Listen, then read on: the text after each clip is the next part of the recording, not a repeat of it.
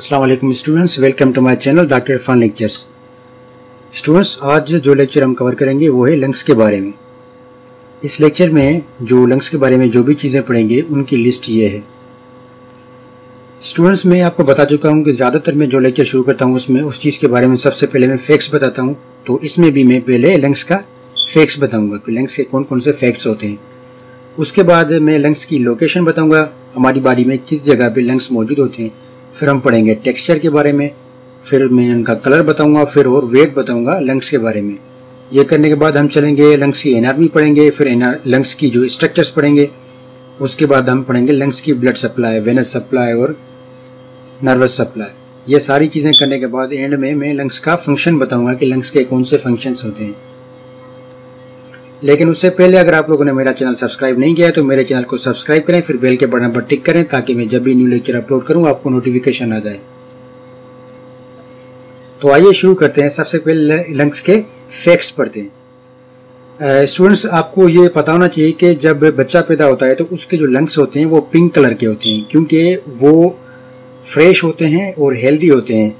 लेकिन वक्त के साथ साथ और उम्र गुजरने के साथ साथ क्या होता है कि हमारे लंग्स के अंदर डस्ट पार्टिकल्स जमा हो जाते हैं, जिनकी वजह से लंग्स जो हैं वो डार्क हो जाती हैं। दूसरा जो फैक्ट है स्टूडेंट्स वो ये है कि जो राइट लंग होता है, यानी कि राइट साइड जो हमारे फेफड़े होते हैं वो लेफ्ट लंग के मुकाबले में लार्जर होता है।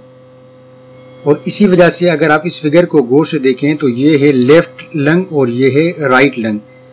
लेफ्ट लंग में दो लोब होती हैं, एक होती है सुपीरियर लोब और दूसरी होती है इंफीरियर लोब। और जो राइट लंग होता है उसमें तीन लोब होती हैं, एक होती है सुपीरियर लोब, दूसरी होती है मिडिल लोब और तीसरी होती है इंफीरियर लोब। तो एक ये भी डिफरेंस है कि लेफ्ट लंग में दो लोब होती हैं जबकि राइट लंग में तीन लोब होती हैं। नेक्स्ट फैक्ट पे आते हैं स्टूडेंट्स। जो लंग्स होते हैं अगर हम उनको फैलाएं, अगर हम उनको खोलें तो वो इक्वल हो जाएंगे एक टेनिस कोर्ट के, इतनी बड़ी इनकी साइज होती है। अब आते हैं लंग्स की कैपेसिटी पे। सांस लेते हैं तो हमारे फेफड़ों में 5 से 6 लीटर ऑफ एयर जो है जमा हो सकती है ऑन एन एवरेज। अब आते हैं लोकेशन पे। लंग्स की लोकेशन क्या होती है स्टूडेंट्स? यहाँ पे होता है डायफ्राम। इसके नीचे बॉडी का जो पार्ट होता है उसको एब्डोमेन कहते हैं और इसके ऊपर जो पार्ट होता है उसको चेस्ट कहते हैं। तो लंग्स जो होती है वो चेस्ट में होती है, एक लेफ्ट साइड और दूसरी राइट साइड, और ये पेयर्ड ऑर्गन है, यानी कि दो होते हैं लंग्स। अब आते हैं टेक्सचर पे। लंग्स जो होते हैं बहुत सॉफ्ट होते हैं, स्पंजी होते हैं। कलर की बात करें तो चाइल्ड में इनका कलर पिंक होता है।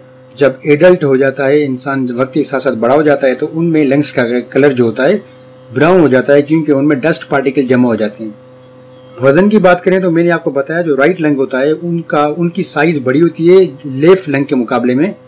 तो राइट लंग का जो वजन होता है वो 600 ग्राम होता है और लेफ्ट लंग का जो वेट होता है वो 550 ग्राम होता है। अब आते हैं लंग्स की एनाटॉमी पे। अगर आप इस फिगर को गौर से देखें तो मैं ऊपर से शुरू करूंगा। सबसे पहले ये कार्टिलेज आप देख रहे हैं ऊपर, ये होती है थायराइड कार्टिलेज जो हमारी नेक की जगह पे होती है। उसके नीचे दूसरी कार्टिलेज होती है जिसको हम कहते हैं क्रिकोइड कार्टिलेज। क्रिकोइड कार्टिलेज के नीचे होता है ट्रेकिया, जिसके बारे में ज्यादातर आप लोगों ने सुना होगा। अब ये है हमारा लेफ्ट लंग और ये है हमारा राइट लंग। तो मैंने आपको बताया लेफ्ट लंग में दो लोब होती हैं, एक होती है अपर लोब और दूसरी होती है लोअर लोब, जबकि राइट लंग में तीन लोब होती हैं, एक होता है अपर लोब, दूसरी मिडिल लोब और दूसरी लोअर लोब। तीन लोब हो गए। यहाँ पे नॉच ऑफ हार्ट होता है लेफ्ट साइड पे, क्योंकि हमारी जो हार्ट होती है हमारे जिस्म में वो लेफ्ट साइड होती है। यहाँ पे जो हार्ट की नॉच होती है वो यहाँ पे आती है। अब आते हैं लंग्स की स्ट्रक्चर पे। लंग्स की स्ट्रक्चर की बात करें तो वो उसकी शुरुआत होती है ट्रेकिया पे। अगर मैंने पिछली फिगर में आपको दिखाया होगा तो आप ये देख सकते हैं, ये ट्रेकिया है ये। तो ट्रेकिया के जब आगे जाता है तो ट्रेकिया डिवाइड होता है प्राइमरी ब्रोंकस में। ये एक लेफ्ट प्राइमरी ब्रोंकस होता है और दूसरा राइट प्राइमरी ब्रोंकस। दो प्राइमरी ब्रोंकस होते हैं।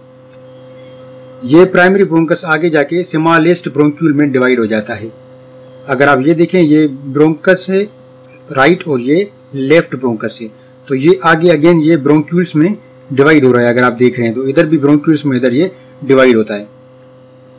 तो ट्रेकिया, ट्रेकिया के बाद प्राइमरी ब्रोंकस, प्राइमरी ब्रोंकस के बाद स्मॉलर ब्रोंकाई और उसके बाद अगेन ब्रोंक्यूल्स में डिवाइड हो जाता है और उसके बाद ये आगे जाके टर्मिनल ब्रोंक्यूल्स में आती है, एंड वाला जो ब्रोंक्यूल्स होते हैं।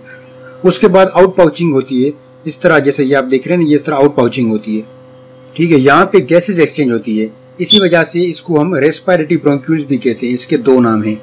ये आगे जाके अल्वियोलर डक्ट में डिवाइड होता है और अल्वियोलर डक्ट आगे जाके अल्वियोलर सेक और एंड में अल्वियोलाई होती है। अब आते हैं ब्लड सप्लाई पे। स्टूडेंट्स, अगर ब्लड सप्लाई की बात करें तो जो लंग्स होते हैं उनको आर्टीरियल सप्लाई मिलती है ब्रोंकियल आर्टरी से, और उनको ब्रोंकियल वेन्स जो होती हैं वो ड्रेन होती हैं अजाइगस और हेमी अजाइगस वेन में। अगर इस फिगर में आप देखें कि यहाँ पर है अजाइगस वेन और ये आप देख रहे हैं ये पल्मोनरी ब्रोंकस है, ब्रोंकियल आर्टरीज हैं, और इनकी जो नर्वस सप्लाई होती है वो पल्मोनरी प्लेक्सस से मिलती है इसको। अब आते हैं लंग्स के फंक्शंस पे। अगर लंग्स के फंक्शंस की बात करें तो स्टूडेंट्स, लंग्स जो होते हैं ब्रीथिंग में हेल्प करते हैं, यानी कि इंसान को सांस लेने में हेल्प करते हैं। लेकिन मेडिकल टर्मिनोलॉजी में इनको हम कहते हैं गैसेस एक्सचेंज होती है लंग्स में, जिनको हम रेस्पिरेशन कहते हैं। रेस्पिरेशन के दो पार्ट होते हैं, एक होता है इंस्पायरेशन और दूसरा होता है एक्सपायरेशन। इंस्पायरेशन में क्या होता है, हमारी बॉडी में एयर एंटर होती है तो ऑक्सीजन हमारी बॉडी के अंदर जाती है, उसको हम इंस्पायरेशन कहते हैं, और हमारी बॉडी से जब कार्बन डाइऑक्साइड बाहर निकलती है तो उसको हम एक्सपायरेशन कहते हैं। यहाँ पे एक और चीज मैं बताना चाहूंगा, वो ये कि अगर आप इस फिगर को गौर से देखें तो ये वाली जो फिगर है इसमें इंस्पायरेशन हो रही है और ये वाली जो फिगर है इसमें एक्सपायरेशन हो रही है। तो इंस्पायरेशन में अगर आप नोट करें तो ये जो डायफ्राम है ये नीचे हो रहा है और ये इसमें एक्सपायरेशन में ये डायफ्राम ऊपर हो रहा है। तो होता क्या है, जैसे ही हम सांस लेते हैं, अगर अभी आप सांस लेकर महसूस भी कर सकते हैं, जैसे ही आप हवा यानी कि एयर अपने लंग्स के इंटर करेंगे यानी कि इंस्पायरेशन करेंगे तो आपकी चेस्ट बाहर फुल जाएगी और ऊपर की साइड हो जाएगी। तो ये मोस्टली पूछते हैं या एग्जाम्स में भी आता है कि इंस्पायरेशन में जो हमारी चेस्ट होती है वो आउटसाइड और अपसाइड होती है या फिर डाउन साइड और इनसाइड होती है। तो इंस्पायरेशन में जो हमारी चेस्ट होती है वो आउटसाइड और अपसाइड होती है, और जो एक्सपायरेशन होती है उसमें क्या होता है, जो हमारी चेस्ट होती है वो इनसाइड और डाउन साइड होती है। यहाँ पे मेरा लेक्चर खत्म हुआ, लेकिन अगर आप मेरे दूसरे लेक्चर सुनना चाहते हैं, जैसे लिवर के बारे में, किडनी के बारे में, ब्रेन के बारे में, आई के बारे में, एनिमल वर्सेस प्लांट सेल के बारे में, और भी मेरे बहुत सारे लेक्चर हैं, तो आप मेरे चैनल में जाके दूसरी वीडियोस देख सकते हैं। अगर आपको मेरा लेक्चर अच्छा लगा तो मेरी वीडियो को लाइक करें, अपने दोस्तों के साथ शेयर करें, मेरे चैनल को सब्सक्राइब करें। Thanks for watching.